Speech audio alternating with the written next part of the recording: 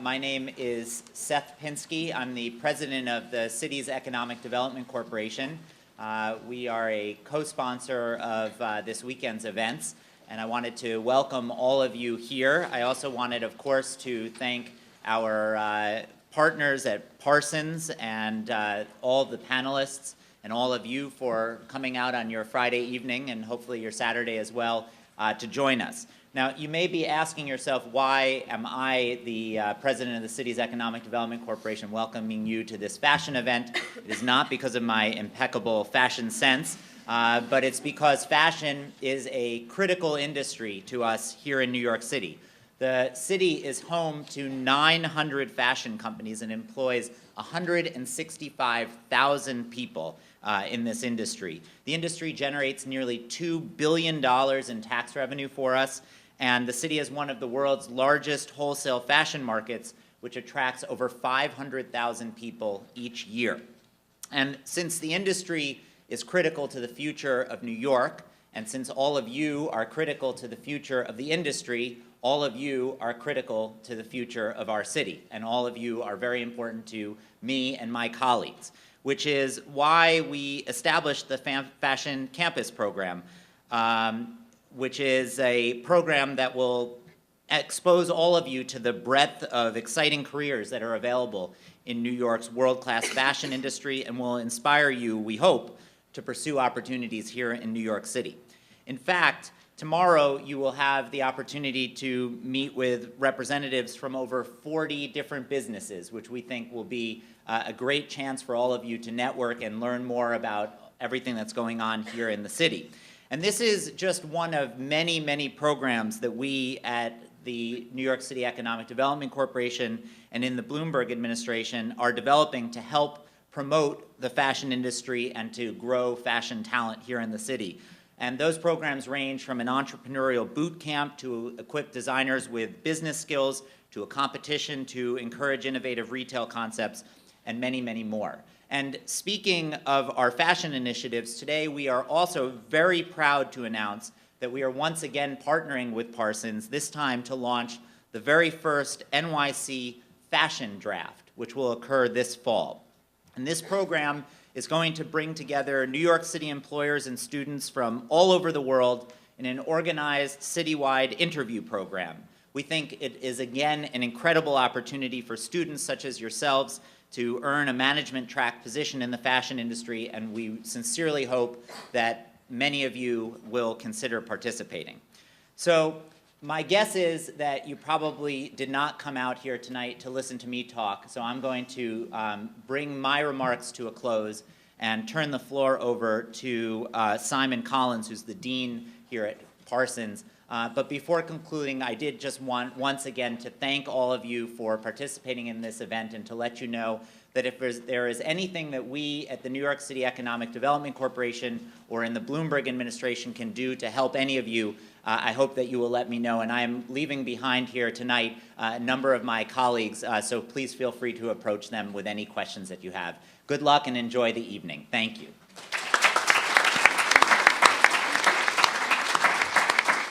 Thank you, Seth. That's very kind. So my name's Simon Collins, as Seth mentioned. I'm actually the Dean of the School of Fashion here at Parsons. Now, some of you might be wondering why we're all here. The thing is, we at Parsons, we have a big fashion design school. Some of you even went to it, and we're quite good at training designers, and New York produces some incredible design talent, and everyone knows that. But the thing is, the fashion industry is not just about design. Many people think it is, but it's not. There are so many more. There's probably 80 or 90% of the fashion industry is not designers. It's business people. We have designers that you've all heard of come into our school and speak, and they say, you know, someone will invariably ask, how much time do you get to spend designing? And they'll say, I don't know, a weekend each season?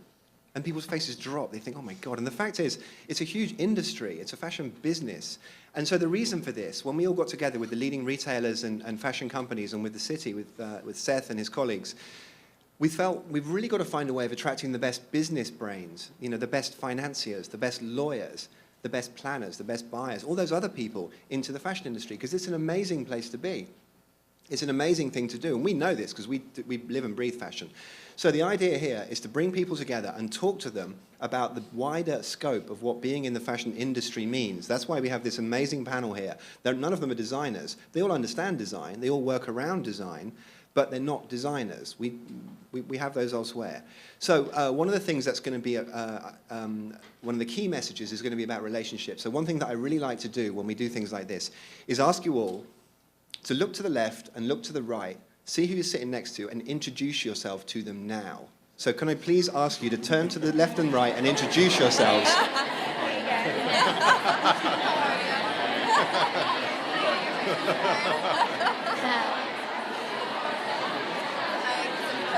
Okay, so the reason for doing that is not just because you're all lovely people and you should all know each other, but the fact is you're going to work for each other. Someone in this room is going to interview somebody else in this room very soon, because that's how it goes. Anyone that joins the fashion industry, it's small. We all know each other. We all meet each other. You'll be interviewing someone and you'll think, oh, I remember you. Or you'll think, oh, I remember you. So you want to be the first one, not the second one. So that's the first thing. The second thing that I want to do is I want to tell you, we're going to talk for about half an hour. You're going to listen to some incredible, some words of wisdom from our panel. But then I want questions, and I have a message for you. Smart people ask smart questions. So anyone that went to Parsons knows I always say this, but it's true, I do. What we don't want is this awkward silence at the end. We want all the smart people to get up and form an orderly queue and ask smart questions. And don't ask the same question that someone else asked, and don't say, how do I get a job with you? Come up with a smart question, because that's how you set yourself apart. And there's this thing where people think, oh, no, I better not ask a question, because it means I don't know something. Guess what? You don't. Nor do I. It's good. It's good not to know things, because you can find things out. I told them, when we were briefing, I said, I always talk too much, so I'm going to shut up now. Except for I'm not, because I'm going to go and sit right there, and then I'm going to host the panel. So remember, questions. So we've got about half an hour's conversation, then it's over to you guys, all right? So I'm going to now ask the panelists to go one by one, starting with Will, just introduce themselves very quickly, and I'm going to put on an entirely different hat and sit there and moderate the panel. Thank you. So, Will, no, save it for the panel. All right, hi, I'm Will Cooper, and I'm a buyer for Saks Fifth Avenue. I buy men's advanced and modern designer. Hi, I'm Priyanka, and I do product development for Coach, and I do women's accessories and fashion accessories. Hi, my name is Shane Brogan. I am the Vice President of Merchandising for decorative accessories and textiles at West Elm. Hi, I'm Joanna Stout. I'm the manager of the Fashion Incubator Program at the Council of Fashion Designers of America. Hey, I'm Narges Castillo. I'm the product manager for American Rag and junior sizing for Macy's. Hi, I'm Erin. I'm the director of planning in the men's licensing division with Polo Ralph Lauren. So immediately you hear, those are the kind of companies you want to work for. So this is a pretty impressive panel. Will, what's a typical day like for you? For me, I think one of the things I really like about my job is not a single day is the same, because I'm always doing something different. So the fashion life cycle for a buyer is I'm starting preparing for market, so I'm getting ready, analyzing my business, preparing to actually go to market and buy the product, and then after the product is in the stores, I'm managing the sales of the product. So every single day changes, and no 2 days are the same. Priyanka? For us, it's product developers. We interact a lot with different teams, and I think that's the fun part, that you do not only work with the designer, but you get so involved with the product, you work with the merchandisers, you work with materials team, and it's amazing. Like when you see the product in the stores, you're like, wow, I know how it all was conceived, from this sketch to now a 3D thing that a girl would enjoy carrying on her. So. There's a key point there, which is that any one of the people on this panel is exposed to all the different disciplines within fashion. You never get siloed, and if you are, then you're probably not going to be a very successful person. Shane, you're at the top, so you're a VP, so you probably don't do very much. You take emails. Just get coffee. Yeah, there is no typical day, and every day is you're working on every single season at once. So, today we're setting fall in the stores. I'm trying to make sure it's all set. I'm hindsighting what just happened in summer. I'm making sure Christmas and holiday is delivering on time. I'm making sure spring POs are written and making sure all of my teams are on board. We're already working on fall 2012, and that's just one day. So there's no, it's not just, you don't just get to focus on one thing. You do highlight something there. You probably should never ask anyone in fashion what the date is today. because they'd have no idea, because they'll be working on 3 different seasons and they literally won't know what year it is, let alone, I can tell you what next season's going to be showing, but I have no idea what the year is. Joanna, so you work for the CFDA, which is the Council of Fashion Designers of America, which many of you, I hope, will know. Tell me about a typical day for you. Well, you know, these guys are all right. There is no typical day. I mean, yesterday, Anna Wintour and Mark Holgate and Jenna Lyons and Reed Krakoff were in the office, and we were deciding who the 10 finalists were for the CFDA Vogue Fashion Fund. And this morning, the girls and I were in the kitchen eating munchkins, you know, so we're just kind of, it really depends. And so the CFDA, we do so many different things like Fashion's Night Out. We work with the CFDA Fashion Incubator Program. You know, we're constantly working with, we have over 370 members. So we're either working with the designers, working with people who want to be a member, or outside parties who want to work with the CFDA. So it just changes on a day-to-day basis. So, Narges, you work for Macy's. They're quite big, aren't they? Yeah, pretty big. My brand is actually the biggest junior brand on Earth. in Macy's. That is on we're in all Earth, then, isn't it? 650 stores. So today, for example, I was merchandising the line that they're going to be buying for 12/15 in stores. So that's December 15th, 2011. And I'm working also on January in store. So today, for example, I was editing through probably about 1,000 samples to edit down to about to show my buyer 300 samples, and then at the end of the day, really just buying, you know, 60 to 80 styles or SKUs, however you want to say. So it's all about editing, making quick decisions. There's no time to, like my boss says, dov it. Don't dov it over it. Just make a decision and move on. That's a typical day with me, working with product all day long, working with my buyer all day long, looking at numbers. And, you know, my job now is about 15% financial, and the rest is creative. I did do buying, and it was much more financial then. Yeah, mine is probably The reverse. 80% numbers, 20% Yeah. product. Yeah. So, Erin, you work at Polo, and that's an interesting place. I spent a few minutes working there myself. And one of the things that really struck me was that even in the finance division, everyone looks like they work at Polo. You do. I mean, you love the company, and that's why you work there, and it's so inspirational, and you have access to all the design all the time, and I think it's more of a lifestyle. It's not pressure to work there and to look a certain way, but I think people just really love the look of it, and you grow to really want to inhabit that in your wardrobe. Yeah, I mean, I think that speaks to the lifestyle that you were all in terms of being in the fashion or the retail industry. You don't do it. If you want to go and make loads of money, you should be a banker. Right. You know, that's what you should do, because Well, they not make loads of now. money, and that's what's important to you. Go and do that. But you can make a very, very good living in the fashion industry, and you can love it. Yeah. That's kind of Yeah. the key. Absolutely. You know, you see a lot of smiling faces on this panel right now. That's because they don't hate what they do. And, you know, we've all got friends who hate what they do. I think you have to love it to like live through all the craziness, and there's a lot of crazy people. So, A lot of characters. you know, big personalities, and you have to love it to go in every day and do it. And it changes so much, and you're constantly challenged every day that if you didn't love it, then most people who don't love it usually leave it. Well, when you walk in the door, you know, in retail, you're going to be wrong. You know you're going to be wrong. You're going to make a wrong decision that day. Even if you bought the right thing, I guarantee you didn't Yep. buy enough, or you bought too much, or you didn't buy the right size, or you didn't buy the right color breakout exactly correct. So you're going to be wrong. And if there's not something appealing about that drive for you to learn from it and then make a better decision, then it's just not the right field for you. So resiliency is sort of key. I think to add to that, it's such a dynamic industry, and fashion changes every season, every minute, and the whole world is so connected now that you only learn when you do it, so you have to be ready for that change to be dynamic enough to go through that and enjoy it. So it's very challenging, but at the same time very rewarding. So that's what you're looking for. It really is entrepreneurial, isn't it? I mean, we train and we go into these careers, but ultimately, the day you start your new job, you're going to learn everything from scratch. And you have to have a thick skin. I mean, Shane, another way of putting it, because you are going to get it wrong, and you're going to work for someone that's going to blame you for everything, and that's just how it goes. But you toughen up. Yeah. So, Will, what surprised you most about your job? I mean, what you were expecting versus what you're actually doing? I think for me, I mean, I thought that being a buyer was certainly more product related as opposed to business related, which for me, I was a marketing and finance major, so I knew I'd like the buying role because it was both creative, because you're working with product, as well as financial, but didn't quite realize how much of it is financial. I mean, it's more related to managing inventories, and ultimately everything I'm evaluated on is the bottom line. as opposed to, yes, we have to make the stores look pretty because that helps us sell the product, so the product has to look great, but at the end of the day, everything that I'm actually reviewed on and everything that my company challenges me on is profitability at the end of the day. So it's really much more business focused than creative.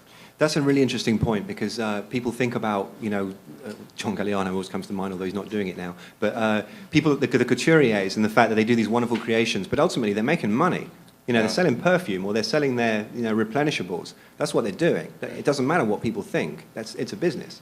Right. I mean, and we are all driven by the bottom line, whether we like it or not. I think that there's a sort of world perspective, which is that the best companies have arguably European designers and American merchants, because this is where the big companies are.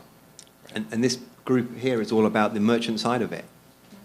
So Shane, what surprised you? You've climbed up pretty high in what you're doing. So how has your perception of it evolved? To piggyback on Will, you think you just go in and you get to pick what's going to sell and it's not that easy. And then I think the second thing is politics of the corporate world. You're in college and everybody's in the same boat and you all have similar level of experience, and then you get to a company and there are so many varied people and personalities, and if you present first, somebody else gets upset because they wanted to present first, and that means the CEO looks at them differently.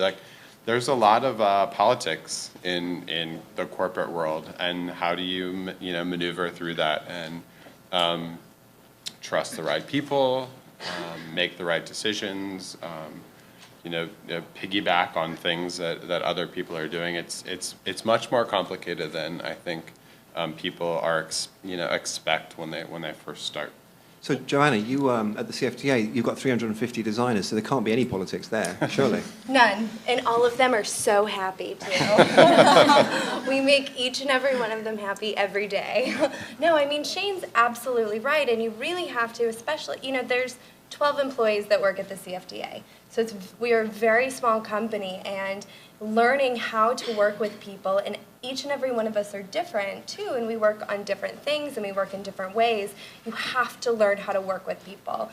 And the takeaway, you have to get along with people. You really do. Yeah.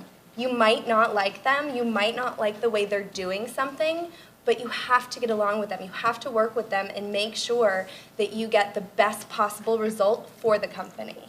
And so, and at the end of the day, I mean, that's the priority. So, I mean, learning how to get along with people and learning how to work with people in different ways.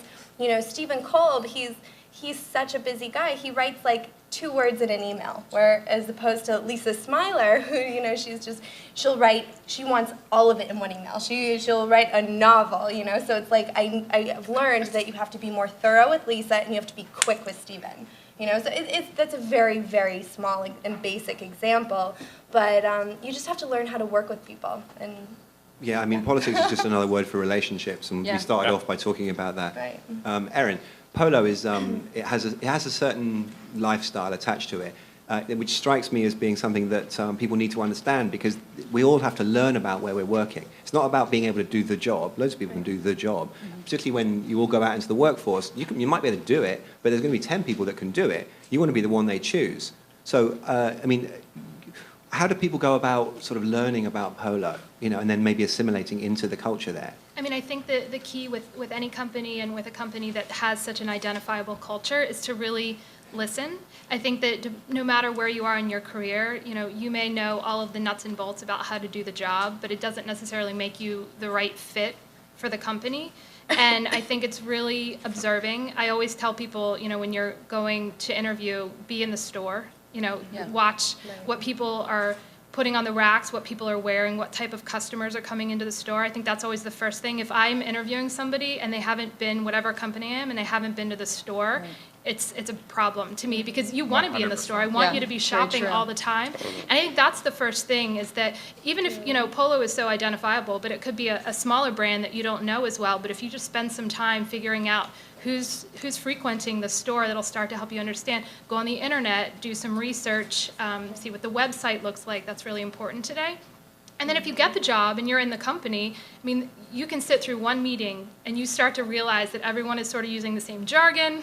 They're going about things in a certain way, and you need to be able to keep your individuality, that's very important, but you need to be able to speak the same language. So get what you have to say out, but in the same sort of language and way that the speak happens at the company. And I think then people will hear you. Because if you're so set in the way of how you do things otherwise, regardless of if you have a fabulous idea, they might not quite understand it in the same way. So you almost need to polarize it when you bring it in and start to speak in the way that everybody else will understand. It's true. I think you hit upon a really key message there, which is if you don't do your homework before you go for an interview, don't go. Don't bother. Don't even waste the carbon footprint of an email if you haven't done your homework. Like, do the world a favor and don't waste it. I came from Abercrombie before my current job, and it's such a lifestyle brand. And it's not even like, don't just look up the information. It's have the vibe of the company. If you show up in a suit to Abercrombie, I don't care how amazing your interview is. Like, you're gonna feel out of place, and it's not. No one's like, like just scoring the suit you're wearing or the cargo shorts you're wearing. But it is have the vibe of the company when you're there for the very first interview. I can prove that's the case because I did go for an interview at Abercrombie and I did wear a suit. And I walked in and the HR guy looked at me and I looked at him and we kind of shook our heads like, this isn't going to work, is it? There's always that one guy. It's true, I was that one guy. And I actually think that's a really important point, is that when you start to think about where you want to be, it's not even you impressing them, but it's you thinking about the company and if it's a good fit for you. Yeah. Because I think we've all done a lot of interviewing, and I've walked out of a few places and said, I don't really see myself there. And it's not just about getting a job. It's about getting, don't get me wrong, it probably is in some cases in this economy today, but at the same time, if you're really thinking long term, you want it to be the right job. And so interviewing them as much as you're being interviewed. That's a great point. Interviews are just as much for you as it is for the employer. Go with questions. That's the thing that I have to tell you guys. You guys have to ask questions. If I end the interview and I've given you the full download of the company and what we do and the position, and then I ask you about yourself and so do you have any questions about the company? And if the answer is no, I'm tearing your resume up. if you're not curious about anything, there it's need just to be related questions, not what do you like about your job. Something Where'd that you get your shows- shoes? Exactly. Don't ask me that. And I think once you start, I've been, working a lot with new, interns and assistants and things like that, and working a lot with them, and I keep on reiterating professional maturity. I think that's kind of an important thing, and just learning to develop and really getting along with people. Like everyone's been reiterating. I think just maturing through working and understanding really just what it's like to work at that company. I think it's just, and it takes time. So you have to give yourself time and, allow yourself to really sit back and really be part of the process and really absorb and then mature, within the first couple years, and then, then kind of make your decisions and things like that. I think that really helps out. I think it's very important also to be very open and go over and beyond of what your basic job responsibilities are. There are a lot of roles and responsibilities that might not be listed, but you want to go that extra step to show that you're interested, you're keen, and you're open to learn. And in this industry, you cannot be successful by yourself.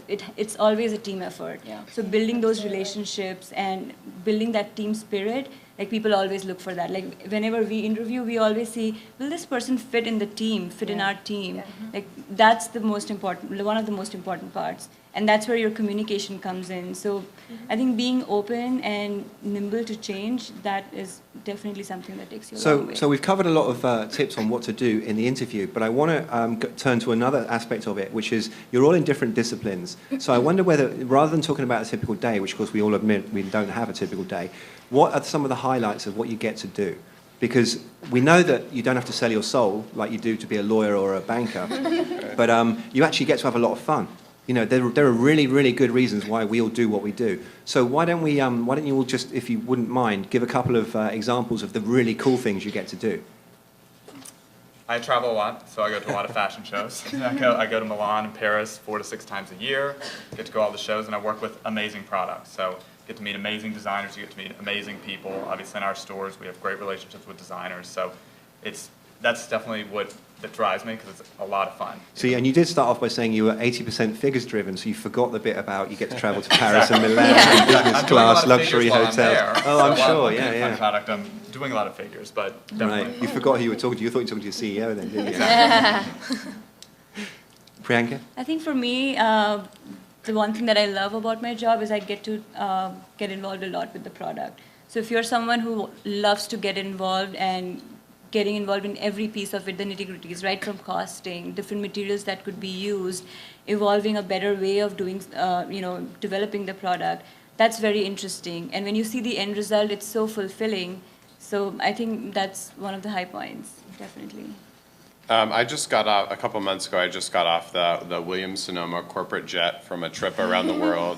We stayed a week in South Africa. I can't even make this up. It's true. Yeah, it's true. We spent a week in South Africa. We met with artists and people who are making, just like handmade, beautiful plates and vases and working with them to create partnerships and all on a little jet with, just 9 of us going around the world.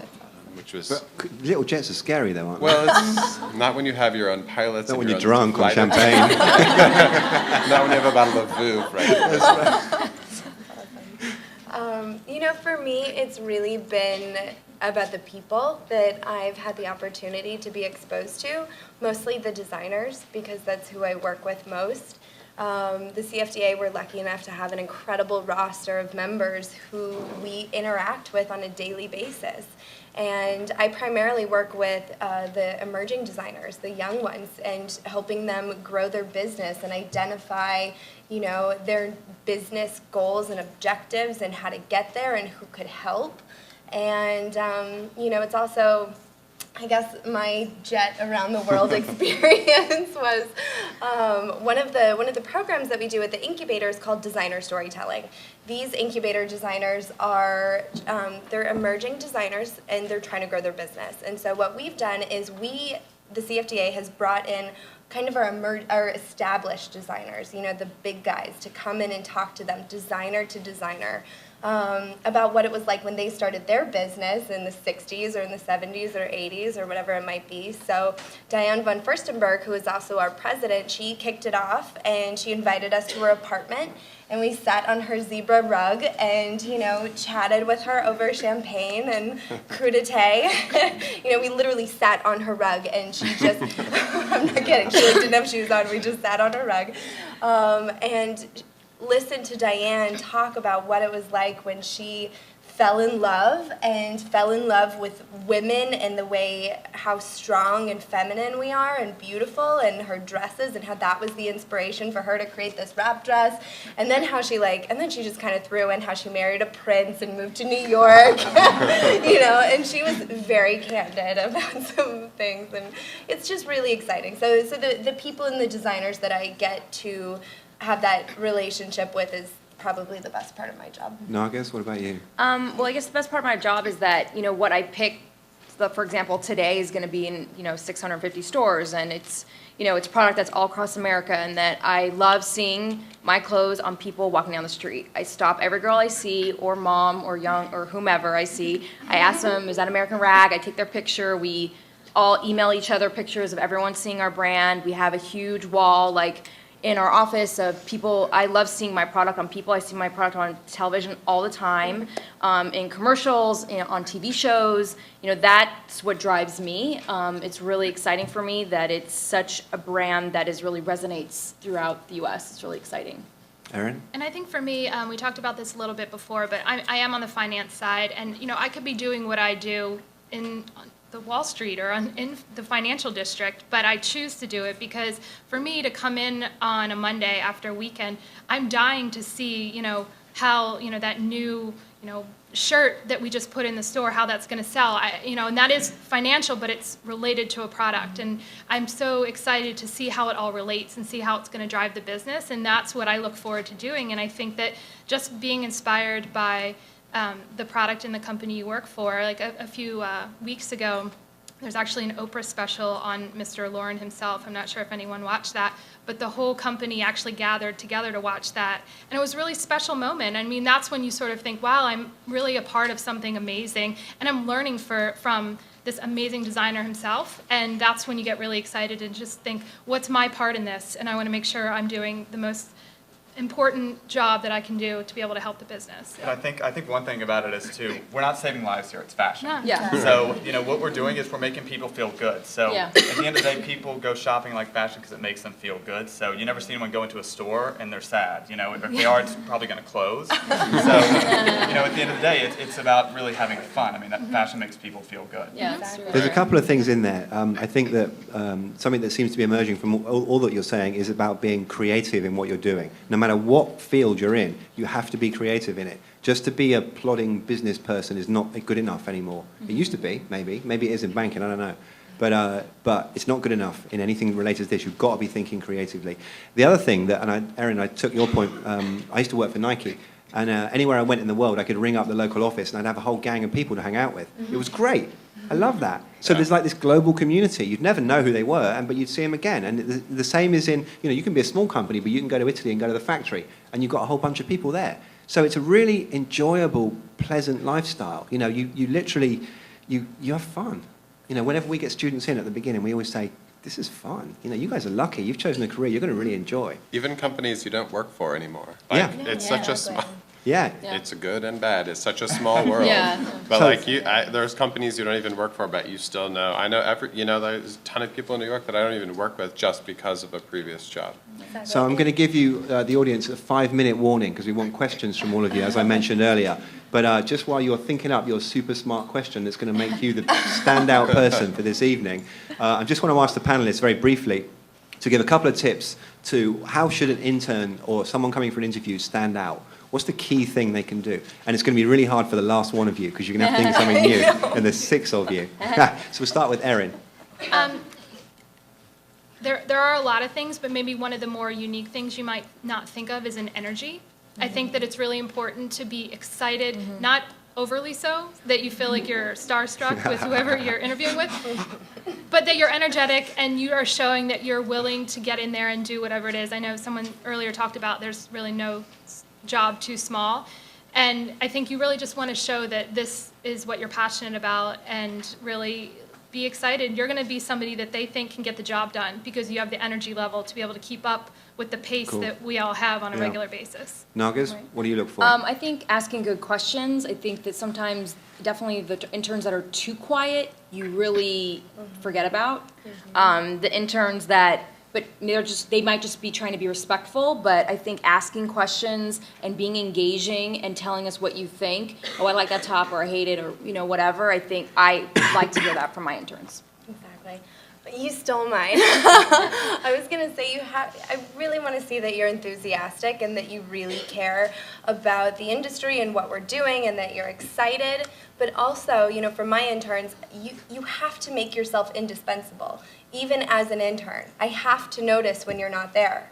So, just be excited, ask questions, and, really make a footprint there as possible. If I could just sort of characterize that, when I used to work at Nike, we'd always talk about bringing value to the process. Exactly. Is it better because you're there? Because if it's not, then you don't need to be there. Right. Right. Yeah, mine sort of goes to proving your value in the interview. Have some insights into the brand before you walk in the door. Do your research. I really think you could add this, or Yeah. I love that this business part of your business. Have some insights into not just you had this on the floor, but what was it about that item or that class of goods? Have some smart points about a piece of the business that you've absorbed by being in the store before you even walk in and talk. Actually, pinpointing what you don't have is actually, those are the things I always remember most from either like an assistant or an intern. Be like, why don't you have this? Why don't you guys add accessories? Or that's actually a really good point. And do it in a respectful manner because Yeah. I've Yeah. seen that presented. I've seen that presented in a really bad way. So, it's Know your place. So before we go on to Priyanka, can we get the microphone in the middle, please? And then anyone that's got a question, can they, there's a microphone right there. If someone can put that in the middle. There's one there, too. There's one over there. All right, so if anyone's got a question, if they want to line up behind the microphones, we're going to go to you any moment now. Priyanka. I would say walk the talk. Personality is very important. So when you walk in and you have already, you're expected to do research on the company that you're interviewing for, so make sure that you look the part. If you are interviewing for Polo or Coach, you should be already fitting in the environment. So, yep. All right, so I got to answer all the questions. Sorry first. about that. So this is gonna sound silly, but I'm gonna say don't wear headphones in the office. Yes. But hear me out, and this is Yeah. why. Is because a lot of our offices are very open. You'll be in cubicles, and where you learn is interacting with people. Yeah. And I know that we're a generation of iPods, and we're all young, and I love my iPod too, but you miss out on things. It really goes back to listening and showing that you're interested. So when I see interns that are sitting at the desk with their headphones on, they don't interact, they miss so much. So my advice would be, don't wear headphones in the office. Very good advice. Fantastic. So I'm going to give a bit of advice to whoever put the microphone there and say, could we actually move it to the side again? Because we weren't going to film the panel with everyone queued up. I apologise for that, everyone. But stay in the order you're in, and if you could start the questions over there, and we'll go from left to right. So why don't we start with a question on this side? And if I could just implore you to make them pretty snappy so we can get as many done as we can. First question. Hi guys, thank you for being here. My first question is, in the past year, I've had different experiences, moved around in ways I never saw like I would, and be in positions I never thought I'd be in. But when you started your careers, I imagine you might have been in different positions. How did you manage moving around to fields you might not think you'd be in today? I mean, So why doesn't one of you take that, Sure. and then we'll go to someone else answering the next one. I can answer that. I started with May Company in the executive training program, and I started as an assistant buyer. And so I did that, and then you spend time in the stores and come back. And as most of you would know, that May Company actually no longer exists. And when I was thinking about what my next focus would be, it was really kind of the era where buying and planning was starting to split out for the first time. And for me, it was a really difficult decision. I relocated to New York, but it was really thinking about what my strengths are. Because while I love the product side of it, what I came to find was that my strength was the analysis. And that really was what I felt like would be better served for my career. And really then doing as much research as I could to be able to understand, and just kind of observing as I got into that new role.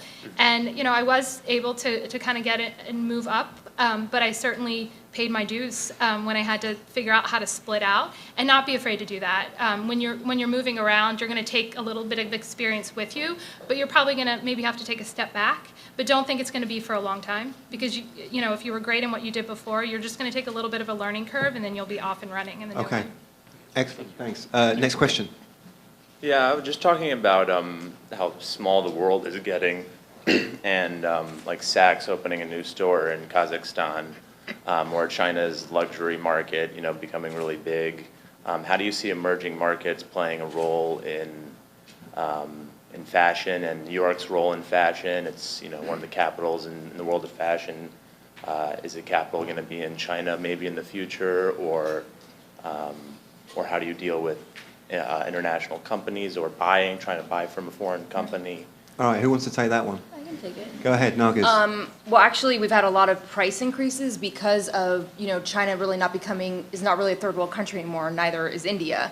So that's where more of the manufacturing is going. So all of the pricing has now increased. So you're going to see that this fall.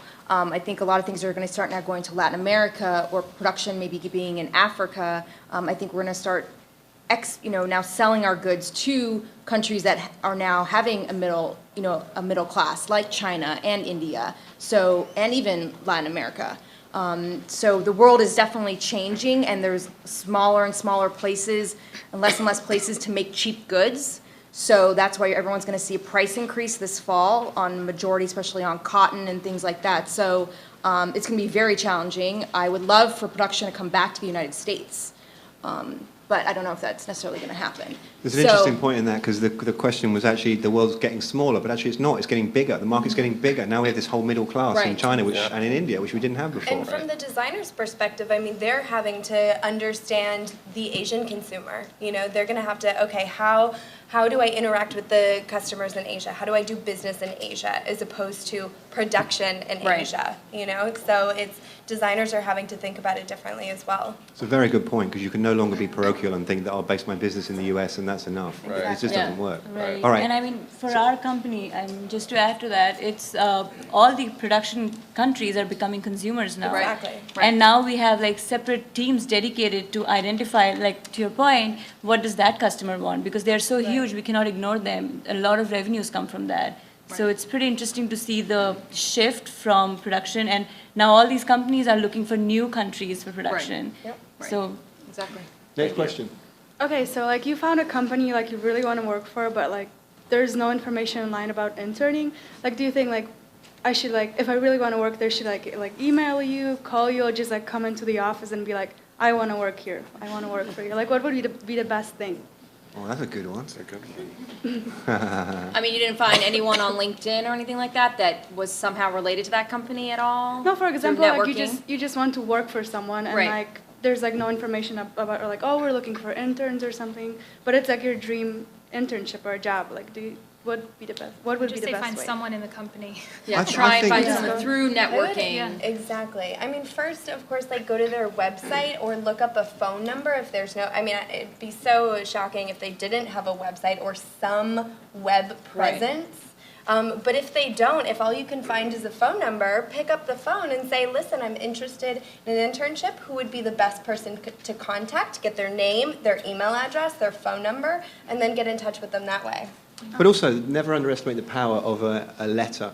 Right. And some kind Yeah, of, an because if it address. contains insights, then, you know, if someone gets a letter and there's something in it about their company, and it's actually an intelligent, informed insight into what they do, Right. then you're going to create an impression. Because the good news is 99% of letters don't contain that.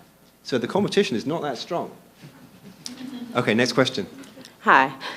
It's funny that you mentioned the headphones. I sit in a room at my internship, and all the girls, they actually don't turn on the light, and they keep their headphones in all day. You miss a lot. Terrible. Yeah, actually, you learn a lot through I like know. osmosis. And when I come in and I hit the light, they all like make this funny look. I'm like, good morning.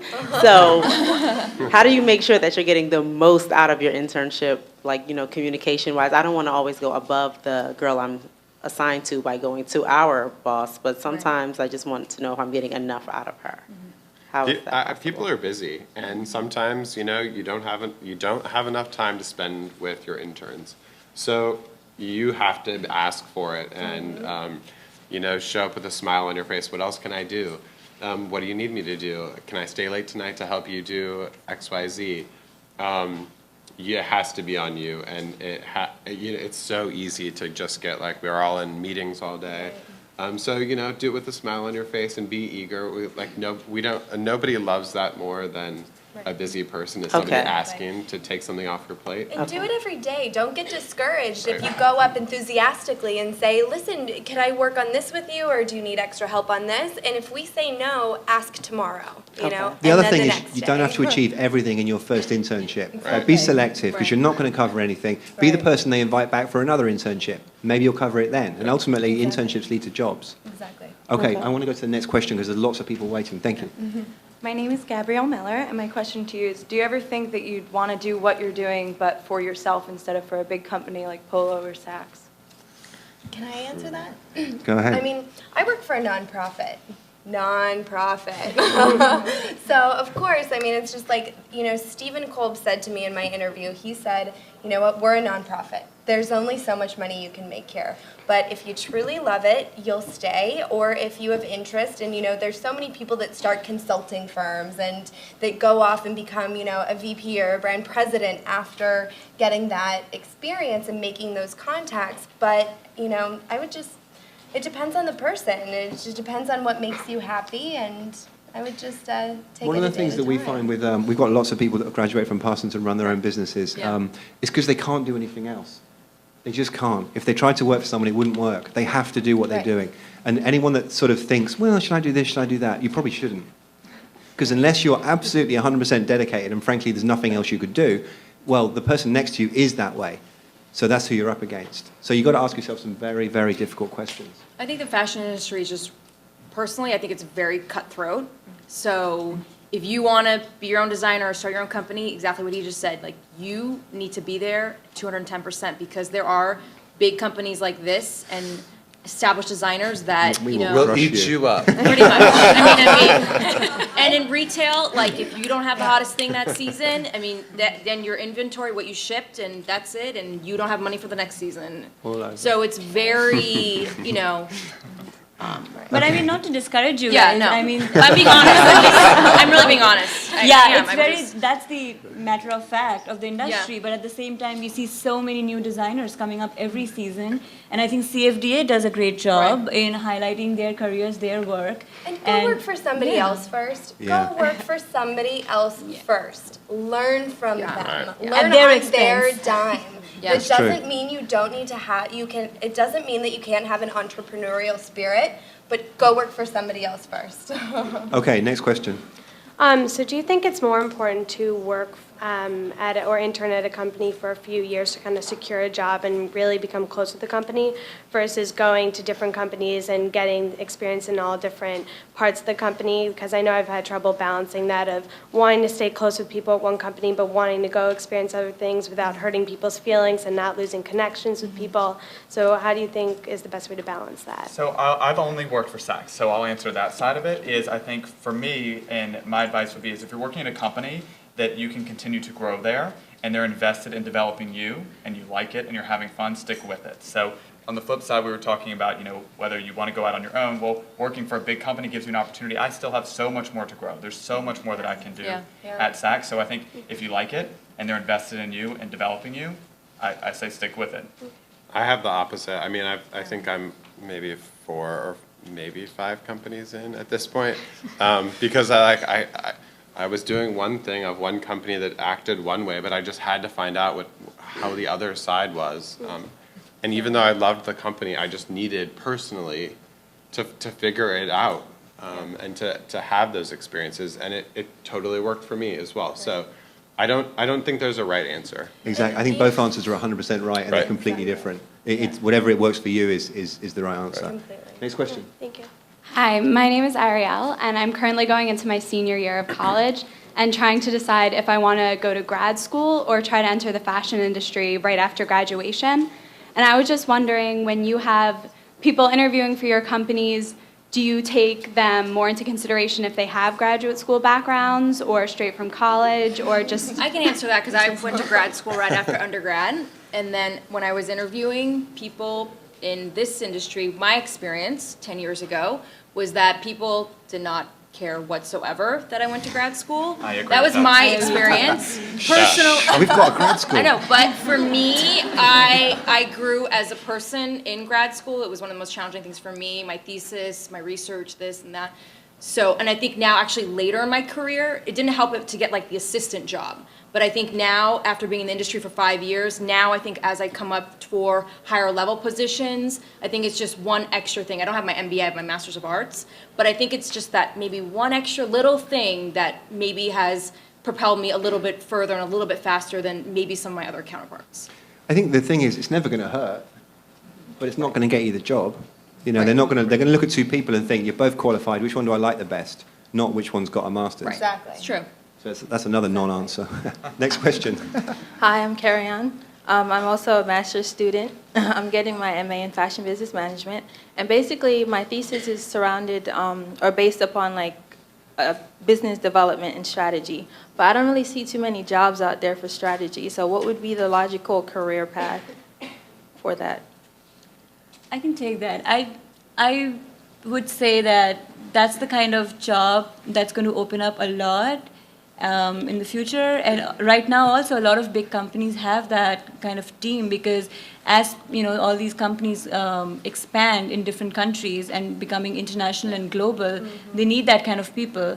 And although we say that it doesn't really matter if you're the right fit, it doesn't matter if you're a grad student or you've done your undergrad and then you're going for it, but it's your personal development and growth, and it reflects when you go for an interview, when you present yourself, when you give your ideas for a certain, provide solutions. So you just have to do a little bit of research there, because I know that there are, especially the big companies, they do have teams dedicated for strategies, growth and development. But what would be They're entry just level? small. I do strategy every They're day. just small. I was going to say, Yeah. I would say, don't get hung up on Yeah. the Every job day. title of it, because Yeah. I work in licensing, and there's a lot of business development, and there's definitely a lot of strategy. Yeah. So I think it's read a lot about the job description to see if it's in line, because we don't have a specific strategy group, but that is what we're doing. And there's a lot of business development. It's So like, just look to me it sounds more buying, planning. Oh, really? Sort of that I would say. There's a message in there, I think, for everyone when they're applying for a job, and I hope most of you know this, so you'll think it's silly to mention it, but maybe some of you don't. When you see a job advert, go through all the things they want you to be able to do and ask yourself if you can do them, and then when you write to them, list all the things you can do that were in their advert. It's so obvious, and almost nobody does it. It's absolutely perplexing to me. So if you want to be a strategist, as the panel was saying, all their jobs require strategy, all of them. Yeah. So, but there probably isn't a job called a strategist, but that's okay, because if you want to be a strategic buyer or a strategic planner or a strategic designer or whatever it is, that's okay. You can do those things. But you need to think very hard about, there's a sort of, here's me going off the mouth, there's a sort of existentialist approach that I think many people should take, which is look at it and read it and actually ask yourself, what's really in it? What are they really asking for? Because if we just look at the superficial labels or the titles, it really doesn't tell you anything about what they want. So we've got 5 minutes left. Loads of people are waiting for questions, and I can't evidently shut up. So next question, and if we can make them really snappy, then we'll try and get through at least a handful more. Hi, my name is Drew, and I was looking through your bios and noticed that not all of you have degrees in your specific field. So I was wondering, how important is it to have a degree specific to your job? I think you've answered your own question, haven't you? Yeah. They've all got degrees, but not Well, necessarily was in their it own more field. challenging that you didn't have a degree in your field? No, not at all. I think it's all about internships, experience, and drive. Yeah, and the great thing about New York is if you look like you can do it, you probably can do it. Someone will let you do it. And in fashion, your skills are transferable. It's not like if you've done this and you've been to school for one discipline, you can't change, you can't explore something new. It's very transferable. So it's your aptitude and your interest. Next question. Hi, Marissa. My question's more towards the buying aspect of the industry. I work for a company, or I'm interning for a company based in the UK, so I see bits and pieces, but I'm missing links in between the process from market week to coordinating which items you're going to buy, which ones you select to purchase, and how it all sort of comes together, because it is a numbers game in the end, but you do want everything to be cohesive and have a lookbook and whatnot. So just what's sort of the process? What do you go through when you're buying for a season? I think that's quite a big question. So I'll tell you what, on that one, right, we are, as you all know, tomorrow we've got a series of events, and one of which is when we're going to get together with 50 different people from the industry, from all different walks of life. So I think that's, if you don't mind, that's probably one of those ones which you can get into in rather more detail in a sort of smaller group. If someone wants to come with the next question. This question is kind of more so directed at Will. For those of us who are interested in a career in buying, could you just briefly describe where you would start as far as internships and things, and then what you can eventually aspire to? The first thing I look for is working in a store. Is when I look at a resume, if you've worked in a store and that's where I got my passion, the store is without a store, we don't have a business. So I always look for store experience. So I think that's the number one thing to have on your resume. I interned on Capitol Hill in college, but I worked at the Gap and loved every minute of it. And I met someone at an Easter party who happened to work at Saks and said, hey, will you pass off my resume? Interviewed and ended up in the training program. So I would say work in a store would be my... Work in a store and go to parties. Yes. So it is fun. Fashion is fun. It is fun. All right, so I apologize. This is going to have to be the last question, but I do, as I said, let me stress that tomorrow we've got plenty of time together, lots of time to talk about every different aspect of it. So my apologies, but I'm sure you're going to be back tomorrow. Last question, please. And it better be a good one. Hi, I'm Esther, and I started out in fashion design, and then I worked in a store, and then I really wanted to work, learn about the business aspects, so I went into technical design, and now I'm studying that. And so I want to be more well-rounded, but I kind of learned in my internship, I'm at Macy's, and I'm kind of people have a certain role, and I've been trying to, sort of learn more about it and breaking out, I forget one of you said to, find other tasks, but how do you keep yourself from being pigeonholed into the same routine every day? If you say pigeonhole, that means you're not loving it. That means you don't belong there. Because if you are doing that, like we said in the beginning, there's no typical day. Yeah. So which means that we are loving it. We are loving the dynamics of what we are doing. The moment you say pigeonhole, that means you're ready for you're ready for a change. And I think naturally, for instance, in buying, I work with every single part of the organization. I work with marketing, I work with advertising, I work with special events, I work with logistics, I work with accounts payable, I work with finance. So you naturally, people within this industry end up moving around to different roles because you naturally touch it, and you may find something that you like. You might go work in the store and do a store management. You naturally end up touching other departments. I would stress there that don't expect all of it at once as well. You know, you are, frankly, if you're interning, you're probably going to be making coffee and making copies. And that's how it goes. But make good coffee and make good copies, and you'll be the one they invite back when it's time to be the intern that goes to Paris. You know, it happens. That's how it goes. But don't expect, there's nothing worse than a pushy intern. Well, there's a few things worse. But all right, so thank you very much. These questions were really good. Well done. You passed the first test. Would you all please join me in thanking our incredible panel?